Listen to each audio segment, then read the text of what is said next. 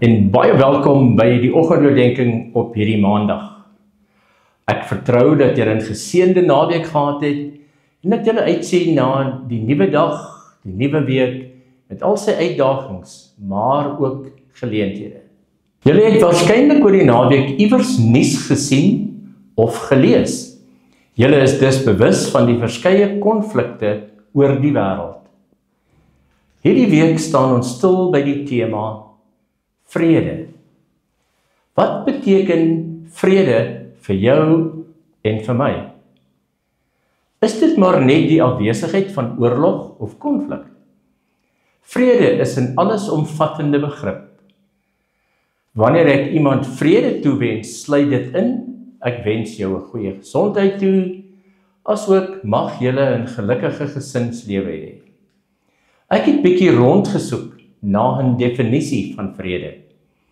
Een van die wat ek wel gekry het, was die volgende. Vrede is 'n toestand van harmonie, kalmte en die afwesigheid van konflik of oorlog. Maar daar is meer daartoe as wat die definisie vir ons sê. Vrede is 'n konsep wat diep gewortel is in die menslike siel.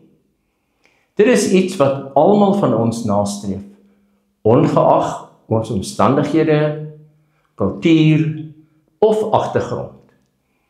In Afrikaans, die taal van die hart van baie Suid-Afrikaners, kan ons vrede beskryf as 'n toestand van innerlike rus, harmonie en versoening. Die Bybel as die woord van God bied ons 'n ryk bron van wysheid en insig oor hoe om vrede te vind, te bewaar en uit te leef. In hierdie reeks sal ons diep delf in die betekenis van vrede, soos uiteengesit in die skrif, en hoe dit op ons lewens van toepassing gemaak kan word. Die vrug van geregtigheid sal vrede wees, en die uitwerking van geregtigheid, rus en veiligheid vir ewig. Dit lees ons in Jesaja 32 vers 17. Hierdie vers herinner ons aan die wonderlike waarheid dat ware vrede nie bloot 'n gevoel of 'n afwesigheid van konflik is nie, maar 'n gevolg van geregtigheid. Wanneer God se geregtigheid in ons lewens en in die wêreld heers, bring dit 'n diepe, ewige vrede, 'n rustigheid en sekerheid wat nie afhanklik is van ons omstandighede nie.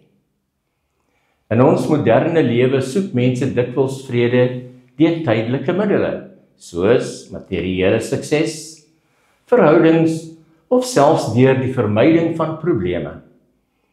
Maar die Bybel leer ons dat blywende vrede voortvloei uit 'n lewe wat in regverdigheid met God gesetel is. Dit begin by 'n verhouding met Jesus Christus, ons regverdige verlosser, wat ons met God versoen het deur sy kruisoffer. Matteus 5 vers 6 lees ons: Geseënd is die wat honger en dors na wat reg is, want hulle sal versadig word.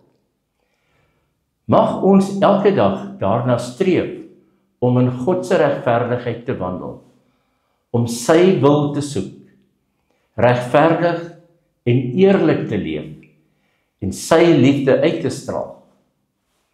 Dan sal ons nie net sy vrede ervaar nie, maar dit ook uitdra na ander.